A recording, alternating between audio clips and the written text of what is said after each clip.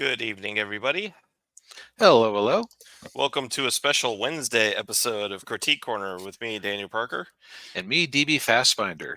Look to your left, look to your right. If you aren't looking at somebody who's about to get hit by a hurricane, it's you. Yeah. Yes, yeah, we're doing this on Wednesday because later tonight and tomorrow there's going to be a Category 3 hurricane streaking across the Gulf. Fortunately, it's not going to I'm the outer bands of the storm are going to be hitting my area. It shouldn't be too bad, but you never know.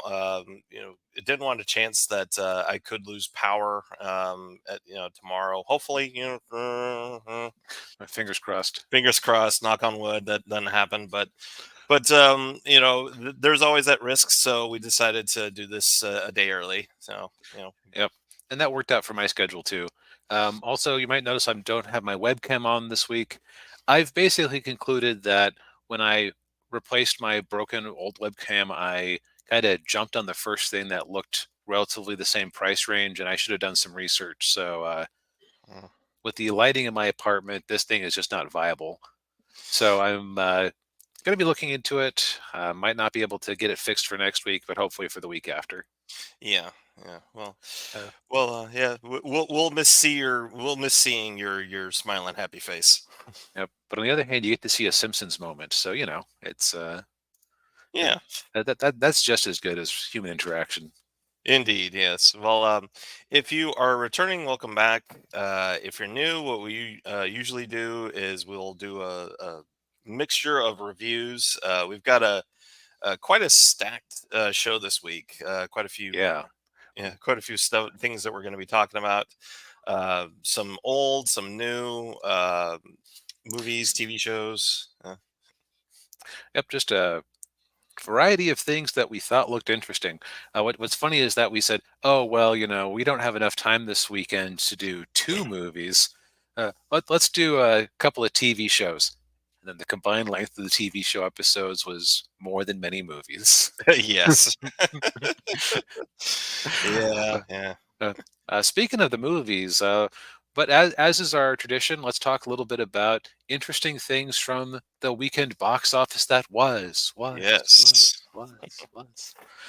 So, in one of the bigger upsets we've seen for a bit, because lately we haven't had a lot of that. Well, what's that word? It starts with a C. Competition. That's what we haven't had a whole lot of. Like things have mostly just been launching and either immediately bottoming out or flying to great success. But Mm. this weekend we actually had a real horse race between the third weekend of Beetlejuice, and the opening of Transformers One. Yes, and it would appear that Beetlejuice edged out Transformers only slightly. Yeah, and that's not good because it's Mm. a as far as animated movies go, I've seen estimates on the budget from 75 to 140 million or so, Ooh. which is not that is not a very useful range to do calculations with. No. Uh, but I think they were banking on it hitting like 40 million, and it just did not. Yeah. It, That's unfortunate. Yeah. yeah, because I actually went out and saw it. That's one of my things I'm reviewing, Mm. uh, and it was actually quite good. My understanding is that the uh, the what do you call it? The marketing on this thing was very kiddish, even though it is not a very kiddish movie. Like I was in the theater, and the kids in the theater with me were enjoying it, and that Yeah. they were laughing at some of the humor that I rolled my eyes at, and uh, they didn't seem too overly upset with some of the robot violence that happened. But it's still like it's got some themes. Mm. But we'll get into that when I get into my actual review here. Yeah. So unfortunately, Transformers as a brand has probably been heavily damaged by being ridden into the ground for the last nearly 20 years. Yeah. Yeah. Yeah. Almost 20 years. Yeah. 2007 was when the first Bayformers movie came out. Yeah, we haven't really gone a long time without a Transformers movie in the theaters. Yeah, when did The Rise of the Beast come out? That was Last year, or 2022. the year before. Yeah, yeah, Yeah, so and what was probably the an actual good movie in the series, Bumblebee, that was actually a bomb, and that should have been somebody's alert to go, "Hey, wait a minute. yeah. We may have given away all the people who like quality movies." Hmm. Yes. Yeah, and with Rise of the Beast, they were trying to build up their little Hasbro cinematic universe because they introduced GI Joe in the post credit scene. And that movie didn't really make enough to justify its budget either. No, it didn't, and it was okay, an okay movie. I didn't Uh, think it was yeah, I watched it fantastic. for a few minutes. I'll touch more of my feelings on Transformers in general when we hit the Yeah, review.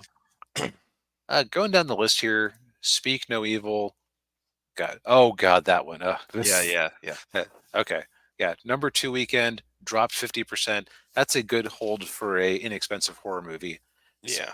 especially one that's legging out in Spooktober. Yes, and then at 4 is another horror movie from Lionsgate. I think that's I believe Halle Berry's in that one. Okay, not doing especially great though. I don't know what her salary is these days. Yeah, I don't either. Yeah, $4 million opening weekend, and it's made less than a million. Okay, it's only that's right. I have to readjust that. We're on Wednesday instead of Thursday, so that isn't as much time for weekly box office. Right. Yeah. Yeah. It's another million, I guess. Yeah. Uh, and then rounding out the top five, we have Deadpool and Wolverine once again, a Yes. movie that just refuses to die like its titular characters. Yeah. Yeah. And I'm sure it'll do well. I don't know. Oh, well, I'm sure it'll get a physical media release. Oh yeah, Yeah. absolutely. It's probably going to kill it on digital. Mhm. It's probably going to spike numbers for probably going to go into Disney Plus, I would think, even though it's a bit more adult. Maybe Hulu. Yeah.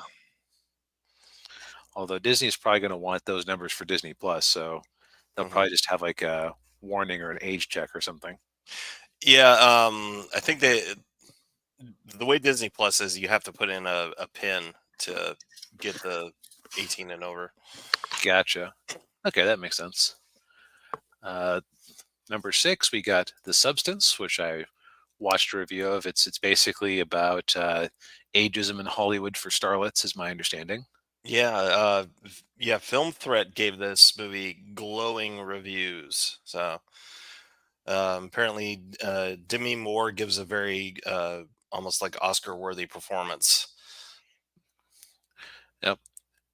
Didn't open to a whole lot, but it's a small or independent-ish movie. Yeah, Got a decently large number of screens though. Only slightly more than number seven. Am I Racist? Which yeah. eased 46%, closing in on 10 million, which for a documentary from the Daily Wire, very That's impressive. that's impressive. Yeah, Then in its fourth weekend, we have its counterpart, the Ronald Reagan biography, Reagan, yeah. at 26 million. Which yeah, Or that's 26 million total, 1.6 million for the weekend. yeah, yeah. It's not too bad. Nope. Then rounding out the top 10, we've got Alien Romulus, still clinging to life, though not as much as Deadpool and Wolverine. Yeah, and that might be a movie I might check out on when it drops on either Hulu or Disney Plus, one of the two. I don't. I haven't heard glowing things about that movie, so I really didn't want to waste my money to go see it in the theater. My understanding is that people were saying it was kind of serviceable, but it wouldn't piss you off. Yeah, Maybe that maybe it had some issues with the ending. yeah. Well, that's kind of why I didn't want to go see it in the theater. Yes, that's It's just like, totally reasonable. yeah, Let's see if there's anything else interesting. Yeah, that Dan to Dan First Encounter anime movie, uh, which I didn't ever get confirmation on if this was just the first couple of episodes in movie. Yeah, okay, yeah. See the first 3 episodes. You know what? $1 okay, million to convince American weebs to go out there and get a preview of your show before it hits Crunchyroll. That's mission accomplished. Because if it's a good yeah, show, then you've activated word of mouth marketing. yeah, and yeah, they're definitely using the same playbook for that Demon Slayer has been using. Yeah, Demon Slayer kind of they kind of snuck that one across the, or they kind of snuck that one on us, didn't they? Yes, they did. But well, I think that's everything interesting. Yeah. So now, as I think I've reviewed a couple of movies recently where I said this deserved to do better, and I think I'm not going to break that trend here as we go into Transformers One. Yes. So I'm just going to pull up the IMDb here because I'm definitely going to want to call out some people here. Uh, so one of the things about this movie that maybe should have been a first warning. A coworker of mine had actually seen this one at a preview at PAX, the game convention a few weeks back, and apparently they screwed up. Like, Oh. like he was told by somebody who I think was with the theater or with Paramount that this thing was like, yeah, free showing or preview showing. I think it was a free showing. I don't see him paying to see a movie like that. Uh, but he was told, hey, keep it on the down low. Don't tell anybody. It's kind of a secret, but we, we have this option, right? Yeah. And the problem is that nobody actually got the word out. So they had a very small attendance, and they were told, please don't take any photos of the theater. Oh. This is just a marketing snafu. Ooh. And Well, hey, yeah. Oh, sorry. oh, Yeah. who do we got? We got Oh, hey, Argos. Arcos Sloth. The state of the entertainment industry is telling when having a movie that is Serviceable. Stevensible and gives the audience what it wants has such longevity at the box office. Yeah, that's true. Yep. Yep. Mm. Uh, so Transformers One, it ended up bombing out, and like I said, this initial showing not getting a lot of. I was willing to just chalk it up to it not getting a lot of word out. It's possible that people who were hearing about it weren't exactly enthused. Mm. Not impossible that it could have been a lack of enthusiasm. Now, I'll say a Saturday matinee showing that I went to is reasonably full. There were some families there with kids. There were some people my age who just looked like nerds with a passing interest in Transformers. Mm. And what this movie is it's basically it is like the Star Wars prequels for the Transformers in a single movie. Oh wow. Is the best way to put it. Mm. Because you've got it's the origin of Megatron and Optimus Prime. I have heard some Transformers fans who like really know the lore get irritated at some changes that have been made here. What they're really doing heavily here is the whole brothers who split apart because of their beliefs type thing. Oh yeah. Uh, Yeah, I remember they did that when Transformers Prime. They kind of did a little bit of that. That was the animated show that was on in the 2010s. oh yeah, the one that was the one that was opposite My Little Pony, and I remember the Transformers fans at the time going, "Why is 4chan obsessed with the wrong show? It's Yeah. good." Ooh. But anyhow, Yeah. So I don't want to spoil too much of this movie. Um, but by its nature as a prequel, you kind of know that Megatron and Optimus are not going to remain friends at the end of the movie. Right. Yeah. So I'm throwing that out there. They aren't saving this for a later movie out of this planned trilogy. They're just getting it taken care of in the first one. Yeah. Yeah. So it takes place on the planet Cybertron, where they were invaded by aliens who seemed much more fleshy than cybernetic. I Mm. forget the name of them. They're kind of insectoid, almost like something you'd expect to see out of StarCraft or Warhammer. Uh, those the Insecticons.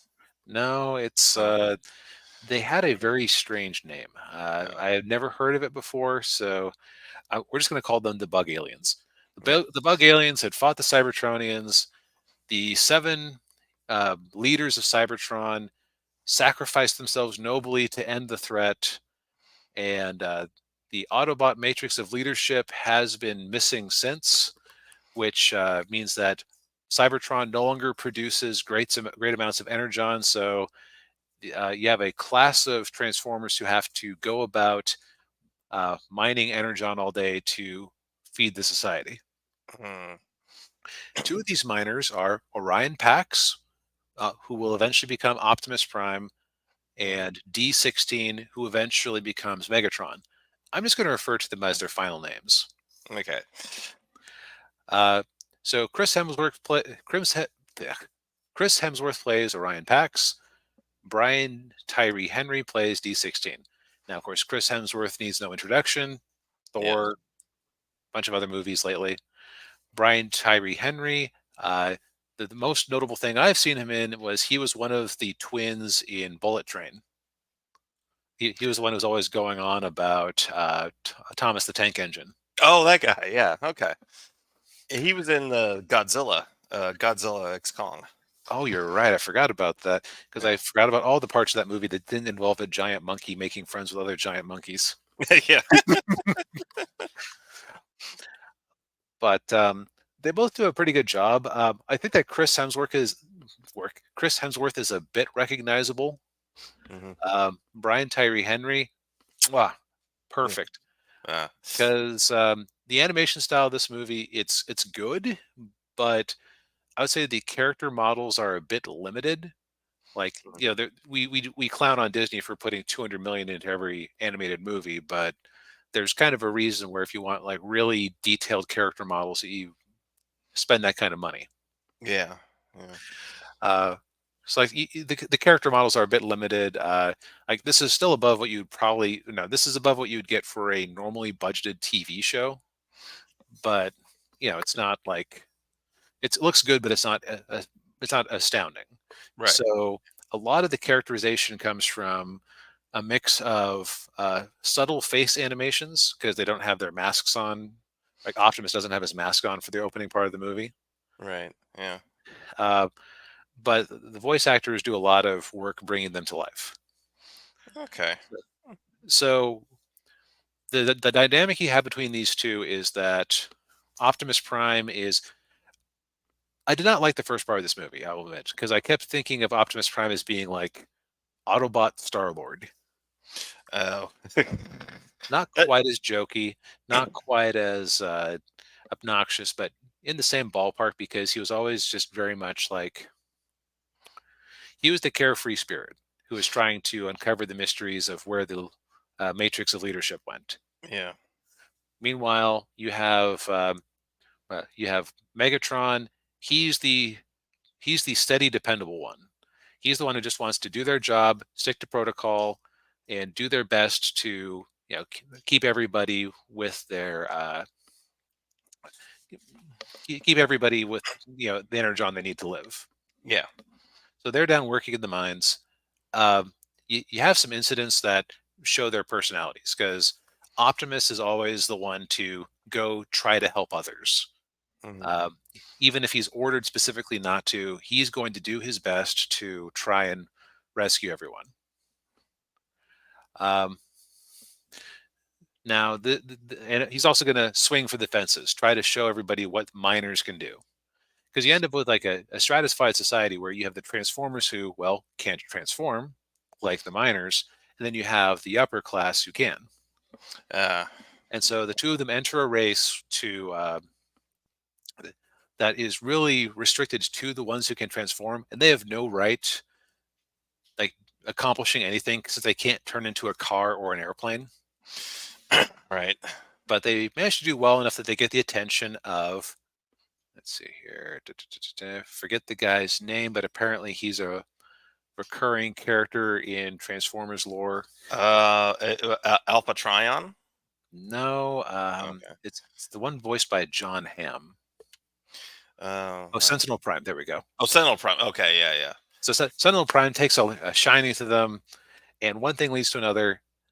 They end up being assigned to garbage duty. Uh, Now, I will spoil one joke just because it's kind of subtle. So they not even not subtle, but it's like I could see someone missing it. Uh, Uh, so they have Keegan Michael Key from Key and Peele as Bumblebee, oh, and jeez. and he's been down there for a very long time, and he has constructed himself friends like Steve and AA Tron, which those of you who have seen Key and Peele know the AA Ron sketch. Hey, right, right, yeah. Um, he was again like okay. So full disclosure, last weekend I was cat sitting. This is a cat who likes to yowl all night. I went to the theater. Earliest showing. I almost fell asleep a couple of times in the first half. I did not actually fall asleep Uh, at any point, but I had my eyes closed for little bits of it. oh, If that makes sense, yeah. because the first half, like outside of like the racing scene, it was just like, okay, there's some kitty humor here that I'm not appreciating. There's some Mm, uh, like there were just like subtle things that felt slightly off. Um, and then you hit the second half where you discover that things are not as they appear. And mm, the way our heroes respond to this really determines their destiny going forward. mm, Because basically, compassionate Optimus Prime decides that we need to tell everybody the truth, and uh, we need to help everybody. We need to figure things out. mhm. Megatron, after having his worldview shattered and not being able to trust anybody anymore, wants bloody revenge. Yeah, yeah, that sounds about right.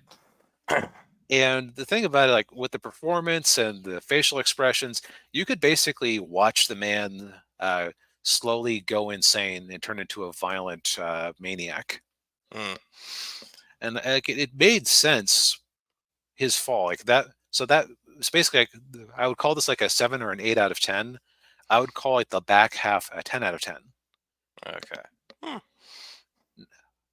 Now, some things I've just from talking with people who are more Transformers fans than I am, some of them who have more of a connection to these characters than I do, felt like Megatron's fall to the dark side was maybe a bit rushed. Uh, But that could just be them comparing what they know of Megatron to what I know of Megatron. yeah, yeah, like with the either like the old animated series or the comic books or yeah, Right. Right. Pick your choice of continuities. yeah. Um, but I just want to say, Brian Tyree Henry, mwah, perfect job. You really sold the man's soul breaking. Uh, Um, so downsides, okay, it is ultimately a kids movie. Keegan Michael Key was the comic relief. Maybe he said, "I'm trying to make the name Badassatron catch on" a few times too many. yeah. Yeah. You also had Scarlett Johansson as Elita One as part of the four-man band of main characters. Mm. God, what an insufferable character. Oh, yeah. Like it's interesting because she is like the prototypical girl boss character. Mm, yeah.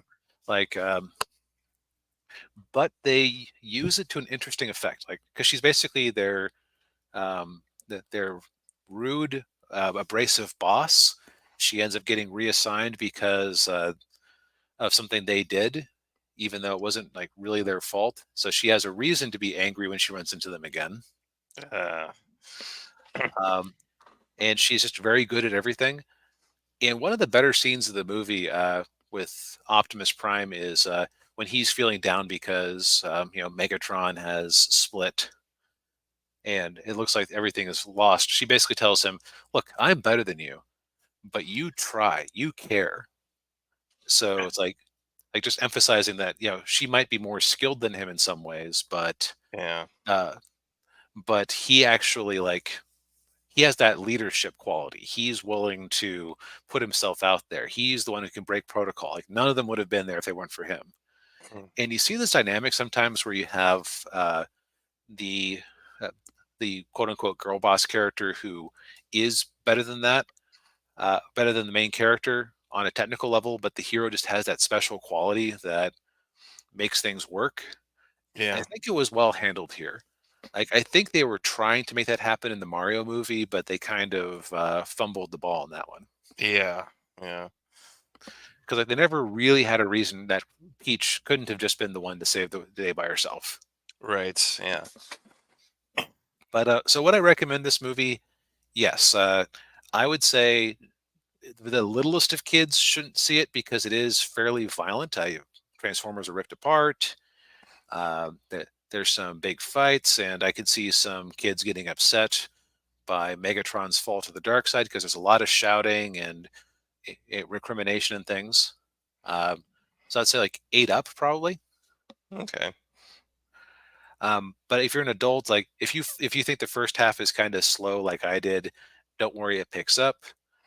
I've had people who are more Transformers fans, like Changus, our buddy, when I was Yeah. talking to him about it, literally said, "I think we watched a different first half of the movie than you did." Yeah. Um, and I wonder if part of that is just that it's like if I'm watching a Marvel movie, I can get some enjoyment just out of recognizing some of the characters and references.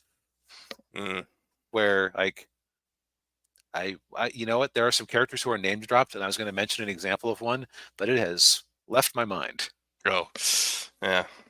I'll also be on the listen out for Steve Buscemi as Starscream, which is actually good casting for that role, and Lawrence Fishburne as Alpha Trion, one of the missing seven. Oh. Okay. So yeah, solid kids movie, good animated movie. It was like a Transformers project that wasn't Beast Wars that moved me emotionally. So good job. Yeah. Nice. And good to see you, D Rhino. Hey, D Uh, Rhino. and yeah, it's over. Black Widow can he has the moral high ground. Yeah. All right. Let's move on to our next one. Speaking of no, there was no transition to the Penguin. Yeah. So this is well, a single episode has been released so far. Yeah. Um, and I think the thing I heard from a lot of people was basically the sentiment of, why the hell would you make a TV show about the Penguin from the Matt Reeves Batman movie? Yeah. Well, I think Colin Farrell's performance might have had something to do with it. Right. I honestly, I was of the opinion that while he was fine in the Batman, Yeah. he could have been so easily cut that I suspect that this TV show was in the cards and was the reason he was in that movie. Probably. Yeah. Yeah, because his whole, if I remember the movie right, his whole subplot's kind of like, is kind of like misdirection. Like it doesn't Yeah. really affect the main plot of the movie. Right. He is a red herring, and there's a car chase scene that doesn't really add much to the plot. So Mm. I remember that from our review of the movie, where it's like that was it was a fine car chase scene, but it doesn't really add much to the movie. Yeah, it really didn't. But yeah. So yeah, we gave the Penguin a watch, and I think our opinions are slightly different. I thought it was all right. Um, it was, I thought it was a little slow in a lot of parts, a little too talky for my taste. Well, anybody who's read my books knows I am not opposed to talking as long as the talking is able to make some tension. That's true. Yeah. But but, but I think I would be with you on this one. So basic premise of this one is that it happens immediately after the last Batman movie, where the Riddler had blown up the seawall and flooded a big chunk of the downtown. Yeah, and they're dealing with the after effects of it, and what I also forgot too was that Carmine Falcone was killed. Um, Right. And you have his useless drug-addled son taking over. right. Yeah, and so so Oz is kind of left to try to, you know, basically make sense of everything, and he's trying to work his way through through the family, organization, and he's got his way of doing that by he goes back to the iceberg lounge, and goes into Falcone's vaults where he's got dirt on like everybody.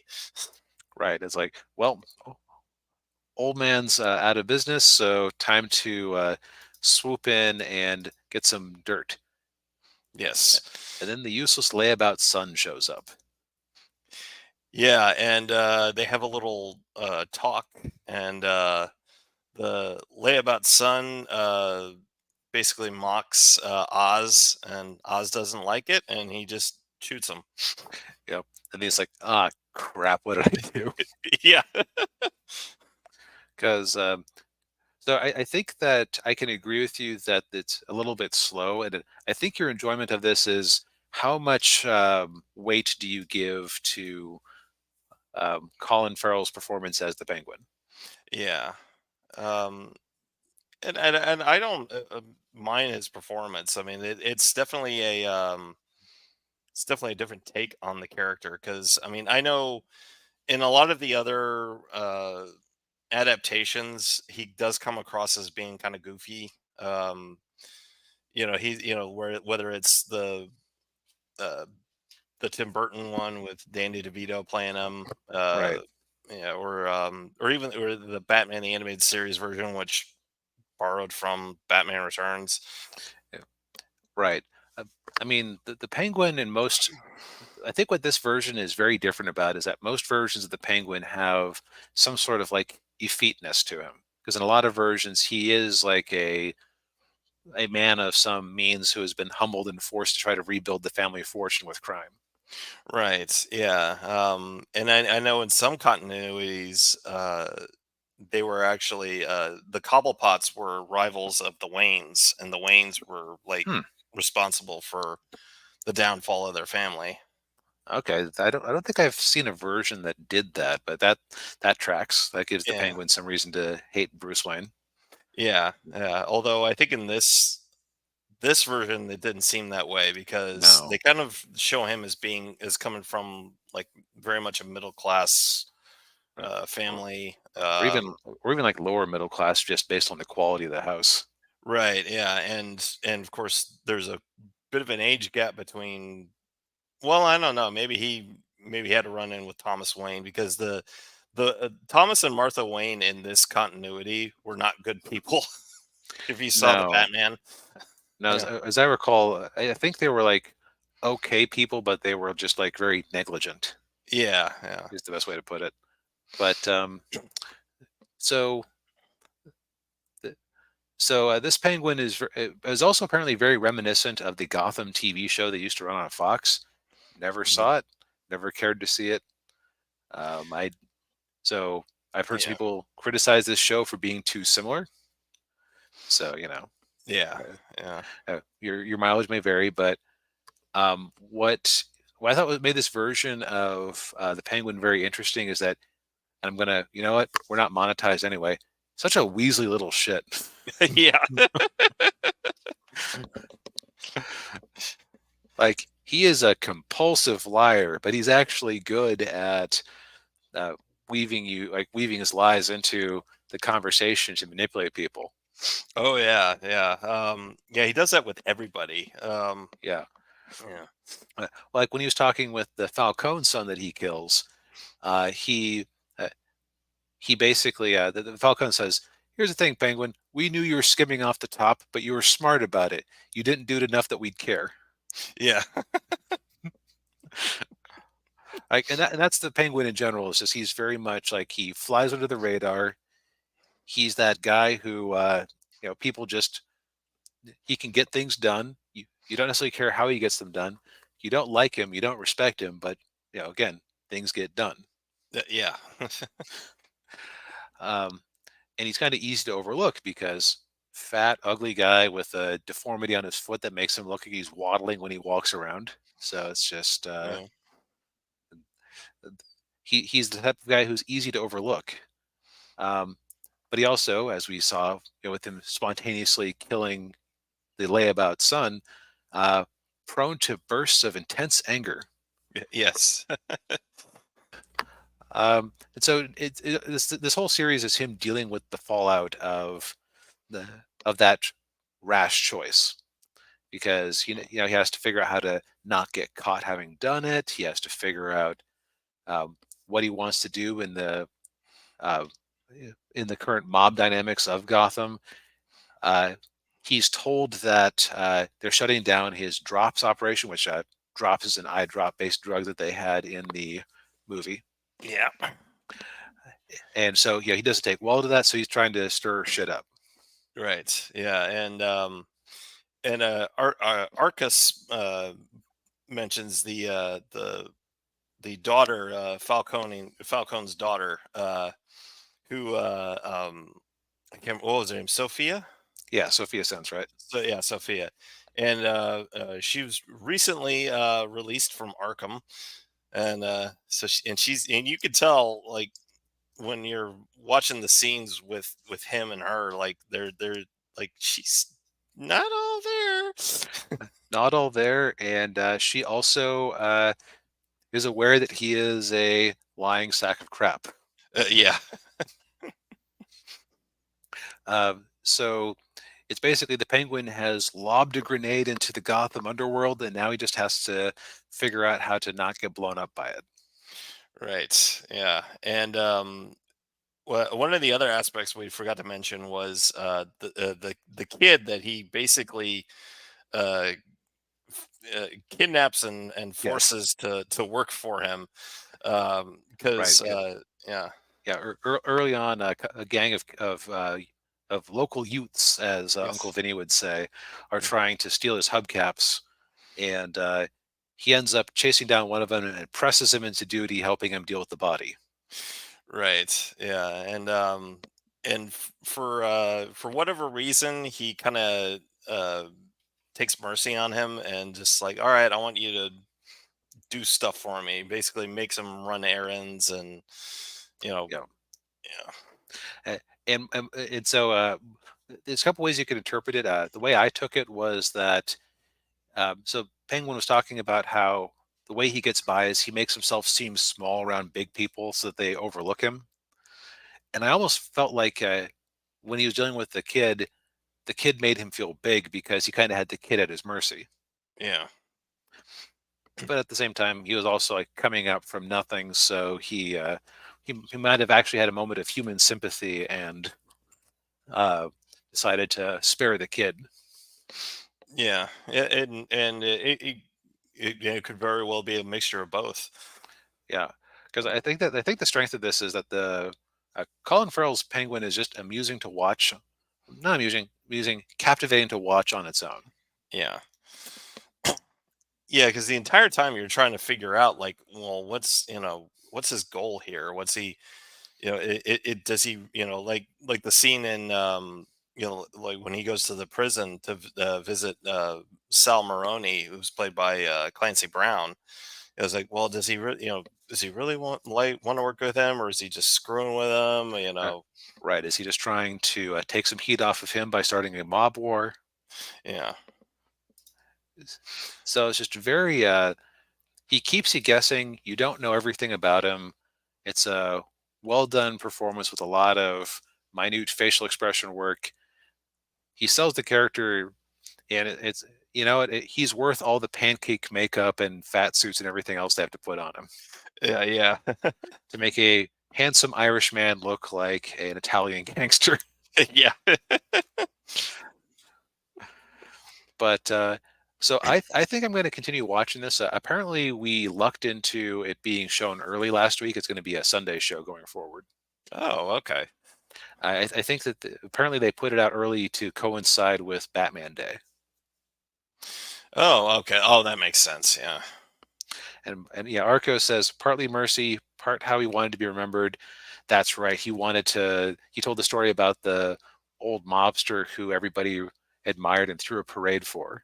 Right. Yeah, that's right. Yeah. Oh, yeah. And now the question is, does he actually care, or does he just care about the prestige? Like that he's a complex character, and I actually appreciate that.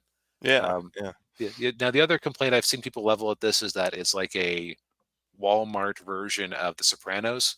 I will admit I have not bothered to watch The Sopranos, so uh, I may Yeah. at some point, but so maybe I'm just the silly nerd needs it to be based on a comic book to enjoy it. I don't know, Yeah, but maybe. Yeah. but I'm enjoying myself so far.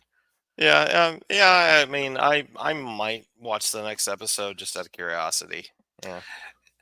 Yeah, I don't know that this will just become a regular feature. If I keep with it, maybe I'll do like a season analysis. Mhm. If it drops off and I hate it, maybe I'll talk about why episode 4 of the Penguin is the worst thing ever. Bah. Yeah. But dang, we just do not have any transitions this week because there's no way I can think of to tie the Penguin in with Yeah. Chuck Norris's Invasion USA. Daniel, this was your fault. Get him going while I take care of some business real quick. All right, no problem. Yeah, so for my solo review, I watched a classic Canon Films Chuck Norris movie, Invasion USA. I've seen clips from other YouTubers who've watched this movie, and I remember hearing about it in the documentary for that was done on Canon Films. Was Electric Boogaloo, and this was one of those movies that was kind of seen as a highlight of the Canon Films era. Um, and so and me personally, I've never actually seen a Chuck Norris movie, so I'm like, well, might as well give it a try. I mean, if it's a fun action movie like everyone was saying it is, then all right. I found it on Tubi, and and so I gave it a watch, and yeah, it's a fun 80s action movie. Um, not much in the way of plot, but that's okay. Um, Right, you are not watching a Chuck Norris action movie for the plot. right, yeah. But the plot, such as it is, it revolves around Chuck Norris's character, Matt Hunter, who is he's an old CIA agent and who's left the agency, and now he's living out in the Florida Everglades. And an old nemesis of his, oh god, Rostov, I think was his name, uh, is planning a basically a full scale, no, not full scale, but a little invasion of the United States. He's got all these mercenaries and terrorists all together, and they go into Florida and wreak havoc. Um, and so Chuck Norris is called into duty to stop them, and the rest of the movie is basically just Chuck driving around and getting into gunfights and lots of explosions. And I will say Chuck Norris kind of he kind of comes across like a sociopath in this movie. um, and I think some of that's probably because Chuck Norris isn't much of an actor. Um, but his tough guy persona is kind of like a sociopath, and like there's one scene where the bad guys are trying to blow up a church full of people, but he stops the bombing from happening, and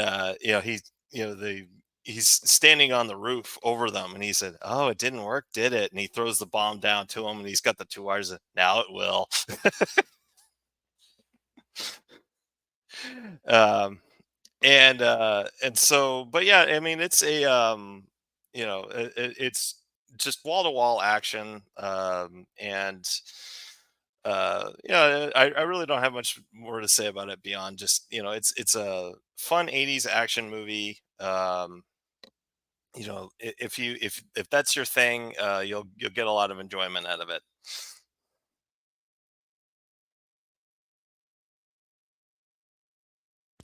So what you're saying is that if you're into that type of thing, it'll make a fine addition to your collection. Indeed, yes. Where can people go watch this wall-to-wall ridiculous Chuck Norris action? I watched it on Tubi. Um, you might be able to find it somewhere else. It could show up on Amazon at some point. I don't know, but yeah, Tubi's the best place to watch it. Well, that means it's free. You just have to suffer through a couple of ads. Yeah, and not very long either. It's like 100 minutes. Okay, well, it is a canon movie, so Yeah, even their bad movies, they weren't about to spend extra money on extra scenes. exactly. Yeah. Um, okay, finally have a transition. Speaking of things that did lavish time on their scenes, we decided to give the show Blue Eye Samurai a shot. Yes. And at first glance, when I was kind of watching it, my initial reaction was, "Oh, it's CGI animated."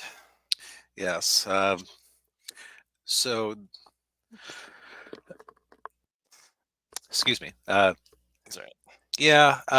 So my opinion on CGI anime is that I liked Ruby back in the day, but that's because I think well, I know I was rating Ruby on a bell curve because, oh, it's from the guys who did Red versus Blue, and I like that.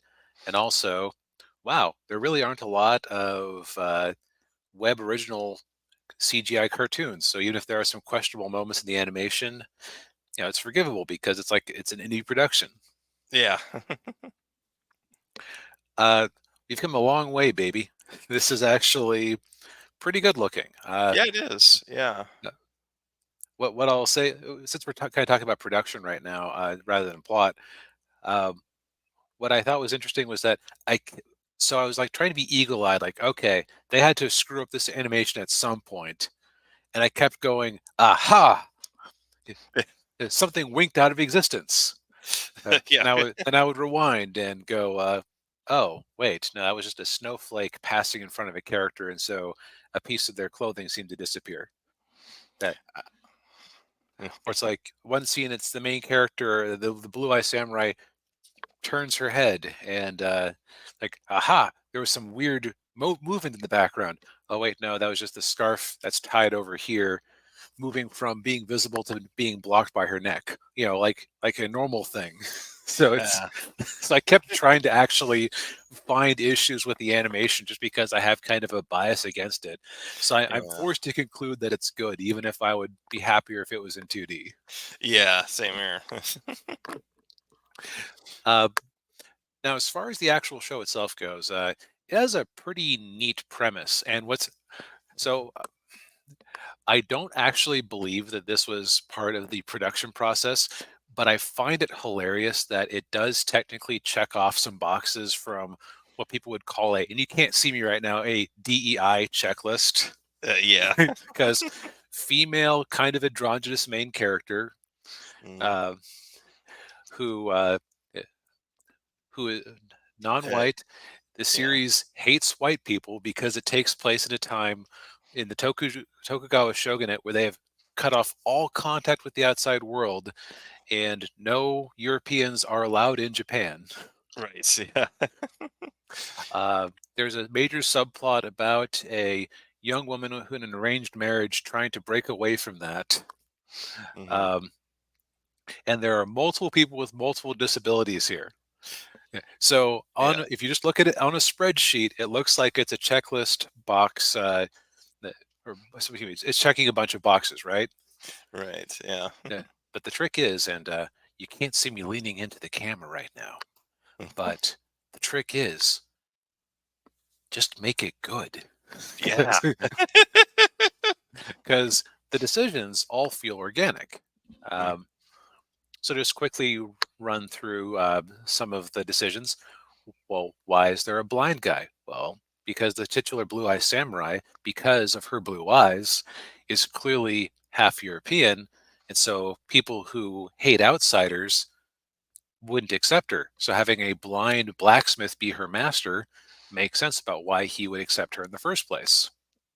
Right. Yeah. And although I find it kind of hard to believe that he never figured out that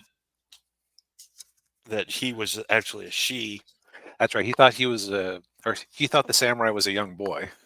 Yeah. I'm like, you know, girls when they hit a certain age, they start to bleed, and That's a that's a good blind point. people blind their sight and senses are heightened. He would be able to smell blood. Uh, Maybe his sense of smell has been destroyed by years in front of a blacksmithing fire. Oh yeah, so he's like Stevie Wonder. But Yeah. but yeah, so I just think it's interesting that like I try I got into a bad habit last year where I would go woke, woke, woke, even and I have to like dial it back. So I still notice these things, but like it didn't actually impact my view of the series. It just was an amusing aside. Right. Yeah. And well, and I think it doesn't call attention to it really. I mean, it does a little bit, but not in the you should feel bad because these people are having such a hard time because of people like you. Right. Right. So it's very well done. Yeah. Now from like a story perspective, I don't think I'm insulting it to say that it's not doing anything especially new. No, it kind of reminded me of a western. uh Yeah, she's even kind of got the man with no name look there when you think about it. yeah. Yeah. Um, but so the basic storyline is the Blue Eyed Samurai is out for revenge. Her Mhm. mother was abused by one of the only four European men left in Japan after the Tokugawa shut down the ports. Yeah. And she knows that one of these four men is her father, and she is out to figure out who it is and get bloody revenge. Yes. And in the first two episodes that we watched, she meets she's in a noodle shop, and she meets the son of the owner, who is one of the people characters with a disability. He has no hands. You got no hands, Lieutenant Dan. Yeah.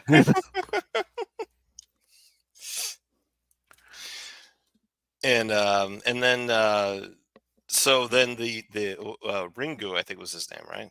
Ringo.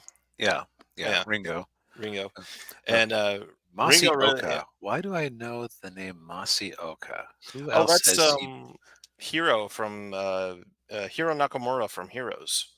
Oh, okay, I never saw that. That's why he looks Oh, vaguely familiar. Oh, he was he also was, in the Meg. I've seen that. yeah, and he was in Oh, Bullet he was Train. Bullet Train. Okay, okay, Yeah. cool. So making more sense. Yes. Yeah, and so he starts following the Blue Eye Samurai around, and she doesn't like it. No, she keeps threatening to kill him because, well, he's seemingly useless. But Yeah. he, he does eventually become her traveling companion. Yeah. So that's the primary plot. Subplot is you've got Akemi, the daughter of a local. Um, would he be a daimyo? I guess he'd be a daimyo because that just means big Yeah. man Yeah. or big lord or whatever. Um, and he ends up, or she ends up in like her father's trying to arrange a marriage with somebody of some real consequence. She has Tigan, eh, who is her. Well, we don't know. I don't know if they were lovers beforehand, but they were definitely lovers when she was trying to keep him around. Right. Yeah. Uh, who is the top duelist at a local sword dojo, Mm. where coincidentally the Blue Eye Samurai is trying to get some information. Yes, and they don't want her around, and so she just kicks all their butts. Yes, and then Taigen shows up, and this is getting to the point of don't want to talk about exactly what happens because it's neat. Yeah. Yeah. In fact, I think that's a good summary of a lot of things that are going on. It's just neat Yeah. because you've got they managed to weave the primary plot of the samurai trying to, samurai basically is just doing the classic thing, going from point A to point B, Mhm. kicking ass in between on the way to her quest. Um, the You have the subplots with Ringo, the handless wonder, Yeah. who starts off exceptionally annoying. I've joked on Twitter that Blue Eye Samurai perpetuates the unfair stereotype that the disabled are extremely annoying. Yeah. But he mellows out a bit. Yeah. You have the subplot with Akemi trying to avoid getting married off, Yeah. uh, while you have Taigen gunning or sorting. Sorting is the proper term for the Yeah. Blue Eye Samurai. And they also weave in flashbacks to her childhood with the sword maker who ended up adopting her and teaching her how to be a blacksmith. Right. And it's also there where she learns how to sword fight. Yeah, it's kind of interesting how she does it because, of course, blacksmith famous for making swords. Of course, the samurai who buy a sword from this famed sword maker are going to want to try it out. So she basically just watches them and copies their movements, and even occasionally gets small lessons from them. Yes, and there's a training montage in there. Yeah. Yeah, let's talk about a quick negative. In fact, let's get into sound in general. They have a training bit with was this was her as a was this her as a kid, or was this her in the present trying to sharpen her skills? I couldn't. I can't remember. Um, I think it was her as a kid. because and the soundtrack is otherwise perfectly in keeping. Period instruments feels like you're watching a proper samurai show, and then they suddenly cut to dun dun dun dun dun dun dun dun dun dun dun dun dun dun dun dun Yeah. bam bam bam Dun, dun. from the Kill Bill movies. Yeah. And should I go ahead and play the clip for you? Play the clip. All right. All right. What it is, press stop, breaking my immersion. Yes, Stop breaking my immersion. because that moment in the first episode, man, I was just taken so out of it. Like, Yeah. we were on Discord at the time and just going, "What the hell was that?" Yeah. And it's so weird because there is nothing else in the show like that. It I almost wonder if it was like they put in training montage music as a placeholder, and they ended up running out of time to compose something that fit a training montage, so they just left the placeholder music in. Yeah. Probably. That's actually similar to the story of how Shrek ended up having Rockstar as the opening music, because the animators put it in there for timing and just as a placeholder song, and then eventually they said, "You know what? Let's stick with it. We like that." Yeah. Um, Speaking of the audio, about 20 minutes in, I said to myself, there is something that feels off about the English dub here, Mm, and I can't quite put my finger on it. I think it's because I didn't bother looking into this because you'll see why in a second, but it yeah. felt like the actors were actors and not voice actors. And there is a difference. There is a Yeah. certain art to acting through your voice. Yeah. Yeah. I went through some of the like the English voice actors, and I recognize some of the names. I mean, like George Takei is one of them. Right? Which George Takei has done his share of voice acting over the years, but he's also like always, you always hire him because you specifically want George Takei sound, if that Right. makes sense. Yeah. Yeah. George Takei. Um, and I think Kenneth Branagh was the European character in there. Yeah. Um, So but yeah, yeah. at about the 20-minute mark, I said to myself, you know what? I think my weeb brain is going to be happier if I just switch over to the Japanese dub. And boy was I, because Oh, did you stick with the English? I stuck with the English. Yeah. Yeah, so as soon as I turned on the Japanese dub, I was actually much more like my Japanese animes. Oh. Because it, it helped with the immersion that they had just dented a bit with that musical choice. Yeah. Because it felt more like the time period. So I can say that if you're a subtitle enjoyer, that's how I ended up watching this show. Yeah. I may have to go back and watch the Japanese of it just yeah, because like the English, I think the big problem too with the English is that they're speaking in modern English. Yes, thank you. Like, Yeah. Yeah, they're using like modern day like colloquialisms and phrases, and it's like this is in the 1600s. Like, yeah, I mean, if you're gonna do it with, I mean, I know it's in Japan, but if you're gonna do it in English, and I think you pointed it out, like do like maybe like some form of Shakespearean, maybe, or like yeah, something yeah, like Tolkien, or yeah. Like maybe not go full Thor, like Marvel Thor, but yeah, like yeah, like go to Tolkien and write the characters talking like that, and it would have felt more in keeping.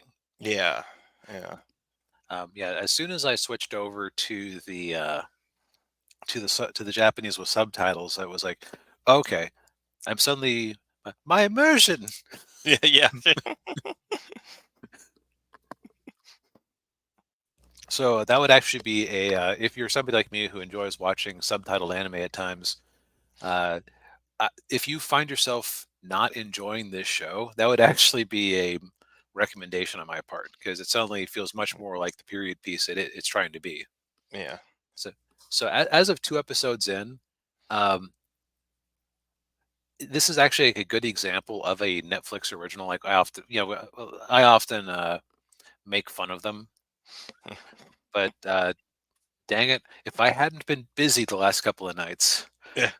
episode 3 and possibly 4 would have been watched because episode 2 in particular ends on a cliffhanger where I really need to see what's happening next. Yeah. It, it is kind of nice to see like one of last year's big damn deal Netflix shows is actually worthy of all the praise it got. Yeah. Yeah. Yeah, I would agree. I believe it might be getting a second season, which that's interesting. That tells me is I maybe shouldn't anticipate all of the 4 Europeans getting killed off this season. Yeah, maybe it could be like Avatar: The Last Airbender, where they like each season is her going after one of them. That's true. As of episode 2, we've only seen the one, and she is Yeah. making a beeline for him. So who knows what'll get in her way? Yeah. Yeah. Oh, before we get off on this recommendation, some quick alerts here. Extremely bloody, Oh yes. lots Yeah. of dismemberment, lots of unpleasant injuries. Yeah. Human insides. Yeah. Yeah. This is also And a very horny show. yes, there's quite a lot of nudity of both male and female. Some of it in a sexual context, some of it in just a normal context. But Yeah. just some people will just say no to a show because of that. And if that's you, then that's fine. Move on with your Yeah. life. Yes. Um, Interestingly, I looked this up, and this was done by, I believe it's a husband and wife team, where one of them is European and one of them is part Japanese or part Japanese. Hmm. I looked it up on Saturday when I was getting ready to watch it. So that I wonder if what this feels like is it feels like it's a story that speaks to the creators. And also, as far as I could tell, this is not based on anything else. This is just an original story of theirs. So well done.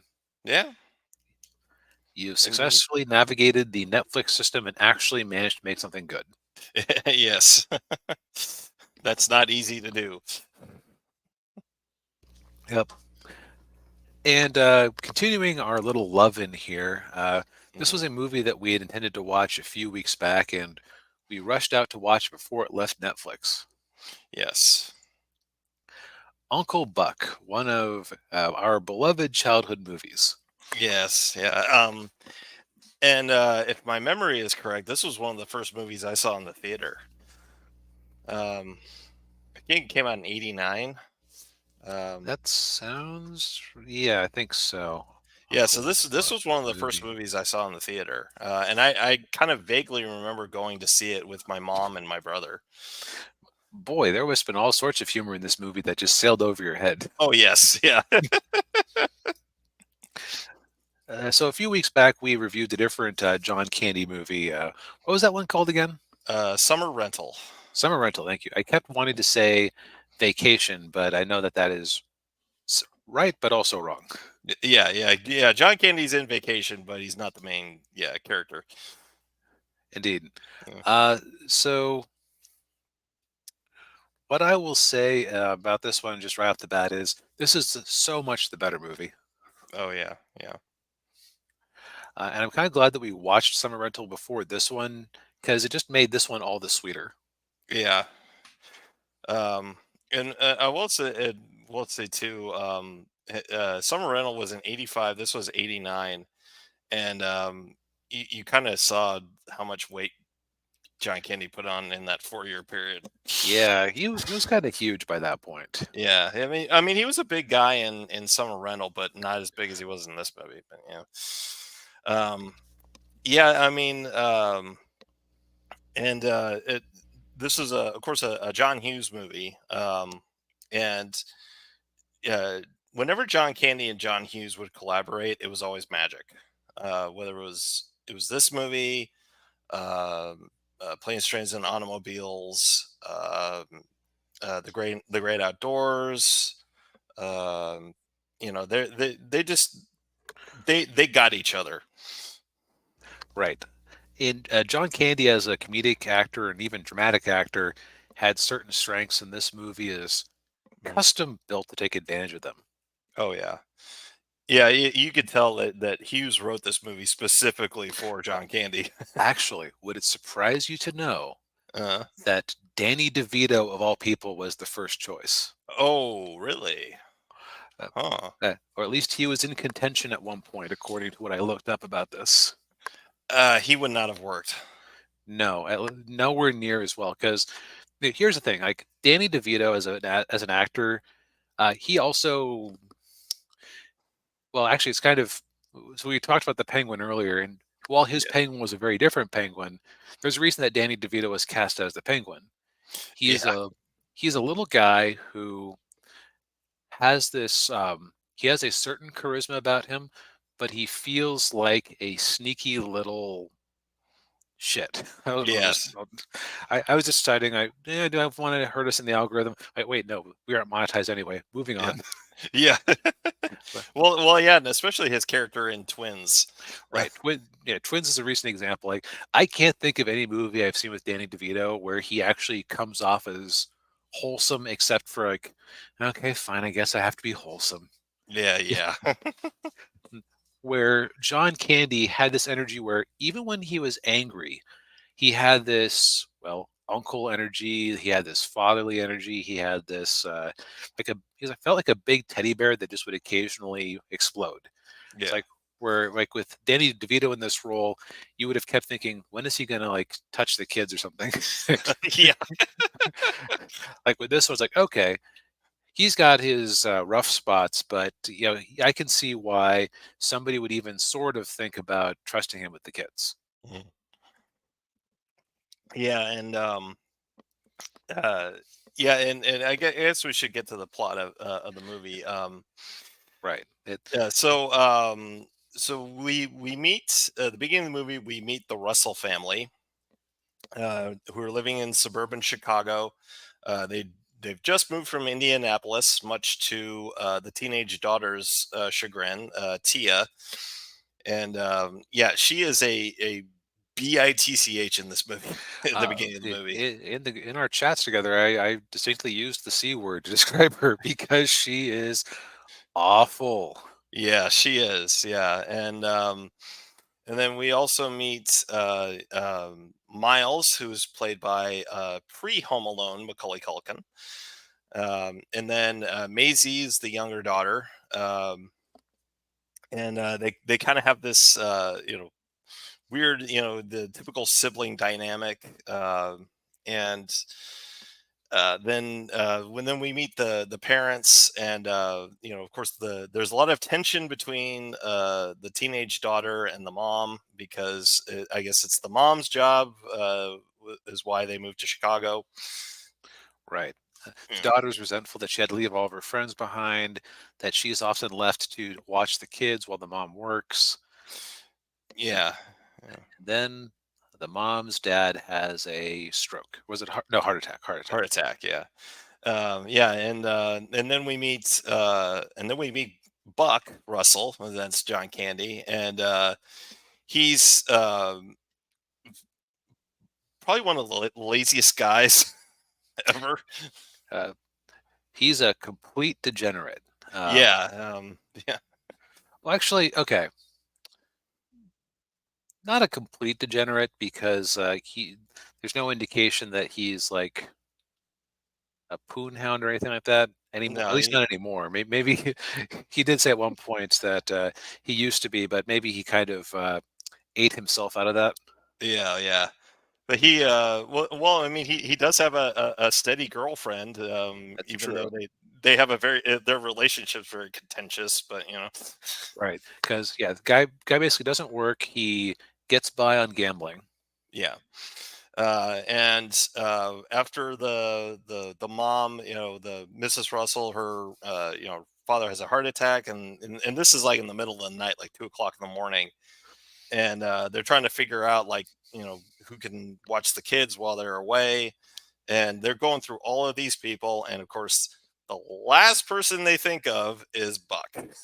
His brother Buck, Yeah. and a lot of the comedy in this movie is John Candy either by himself or with another character just rattling off like completely disconnected nonsense. Like Yeah. he's driving in there. Ah, gee, what he has got to be what 9 by now? Kids, they got to be at least 4. Yeah. Yeah, and he had a hard time remembering the names of the two youngest kids. It's like like Molly and Sarah, Molly and Yeah, yeah, um. So he comes in and he is basically a wrecking ball to their lives. yeah, yeah. Because he doesn't know what he's doing. He doesn't know how to make breakfast No, for and well, to be fair, he successfully made them breakfast, and the whiny little snots were like, he put onions in the eggs. yeah, Like I put onions in the eggs. That's delicious. What are you talking about? What are you complaining about, Macaulay Culkin? yeah. He just didn't make breakfasts that they would actually want to eat. That's true. Yeah, yeah. He's not totally irresponsible. He's just not, not with it with the kids. Right. So the actually there is a plot line with a character arc, Mm, but I think I'm going to put this in the same category as other comedies we've talked about where we don't necessarily want to spoil all of the best bits of the movie. What are we, right. a 2024 trailer? Yeah. uh, so a couple of highlights are it is basically like he and Tia are the main characters, and it's Mhm. their contentious relationship that drives the plot. Like he's trying to keep her from making a mistake and hooking up with this Weasley guy at school. Yeah. And yeah, and she's kind of sabotaging him at every, in every possible way she can. Like bad mouthing him to the parents, and trying to, yeah, just doing bad stuff to him. Yeah, making his life very hard. Yeah. And the movie is about, will they or won't they reconcile? Will they eventually come to see each other's point of view? Uh, Right. will Will Uncle Buck manage to grow up a bit? There's some nice quiet moments in this movie. Like at one point, he's sitting there with the dog late at night drinking, and he said, "You know, people used to tell me, Buck, you're so lucky. No job, no wife, no house. You know what? People don't tell me that anymore." Yeah. Yeah. And I will say, to go back to John Hughes, I've said this before about him, but I'll repeat it. He was one of the greatest storytellers in the history of Hollywood. Um, the way he could craft a narrative, like having comedic moments with flawed characters, but then giving them character arcs and having moments of uh, heartfelt, moments with them. He was a master at that. And it's also really interesting because a lot of the scenes, you could probably chop most scenes of this movie out of context, show them to somebody, and they would still make sense without knowing anything that was going on. Yeah, yeah, Like one scene I'll highlight, which is one of the great ones, is when John Candy ends up going to visit one of the, or I should say Buck. He is a character after all. yeah. Buck ends up going to the school of one of the kids because I think it was their just regular parent teacher conference. Right. Yeah. Yeah. Yeah. Uh, Yeah. and the teacher says, oh, the little daughter doesn't take her school career seriously. She's a daydreamer and silly head. He basically lays into her. I don't want to be the 6-year-old who takes their school career seriously. Yeah. All kids are like that until wrinkled up old hags like you drive it out of them. Yeah. Yeah. Yeah. I love that scene. Yeah. I think that part of what made this movie great is that John Candy's character is like so in Summer Rental he was like a professional who was just stretched in too many directions. Yeah. This is like this is like how a lot of people wish they could be, and it kind of shows you why you shouldn't be like that. But Yeah. it's also like because he doesn't have a job he has to worry about. It's like he can get away with saying and doing whatever the heck he feels like. Right. Yeah. So it's like he's like the dad who wishes they could talk back to the principal at their girls' school. Right. Yeah. But Yeah. yeah, this is just a masterpiece of American comedy. It's I don't want to live, excuse me. I'm glad we don't live in the world where this was Danny DeVito and Uncle Buck. Yeah. Yeah. It probably would have bombed if it had been him. Yeah, like it would not have been the first movie that was relying on Danny DeVito as a likable family man character to bomb. Cough, cough, deck the halls. Yeah. That is not a good movie, and we are not reviewing it. Yeah. No. My family likes it for some reason, so I've seen it several Oh. times. But uh, you should run out and see this movie. Now, yeah. it's leaving Netflix at the end of September, which is why we moved it up our review schedule. Yes. Let's hear what the studio did this one. I want to say it was Universal. Let's see here. John Hughes. Use entertainment, how helpful. Yeah, Universal Pictures. Yeah. So probably this is going to end up back on Peacock in the near future, Yeah. because that's the usual. Uh, if it isn't there, this is also a candidate for it. Could also end up on Tubi. So just keep an eye out for it. Yes, indeed. Yeah. And real quick bit of trivia. There's a scene in the movie where Macaulay Culkin is talking to Buck's girlfriend through the mail slot on the house. Mhm. He's sitting down in a chair. And that scene right there was what gave John Hughes the idea for Home Alone. Yes, this movie has an even uh, bigger legacy than in just being an awesome movie on its own. Indeed, yes. Oh, what's also interesting about this movie, it is just how quickly it came out. It was filmed, had its theatrical run, and came to home video all within 1989. Wow. Yeah, doesn't surprise me. I mean, I don't the budget for this movie couldn't have been that high. It it isn't listed on Wikipedia, but yeah, like uh, if John Candy's salary wasn't the biggest part of the budget, I will be shocked. Yeah, yeah. But yeah, I think we've said all we need to say for tonight. Indeed, and you know what the nice thing is about reviewing good movies, Daniel? What's that? It's so much faster to get through because, man, if we had been having to go through well, and the problem with the penguin is in this scene he says X, and that scene he sees Y. We could have been there for an hour. Oh yeah, But no, it's nice when the stars align and we just get a week's worth of fun material. indeed, yes. Thank you everybody for tuning in. We appreciate it as always. Indeed. Yeah, hit the like button, subscribe to the channel if you haven't already. Hit the bell, all that good stuff, and we'll be back on our normal day, which is next Thursday, and every Thursday going forward. So, yeah, Barring any unusual circumstances. indeed, yes. Yeah, we'll see you all next week. Yep. Night, Night, everybody. everyone.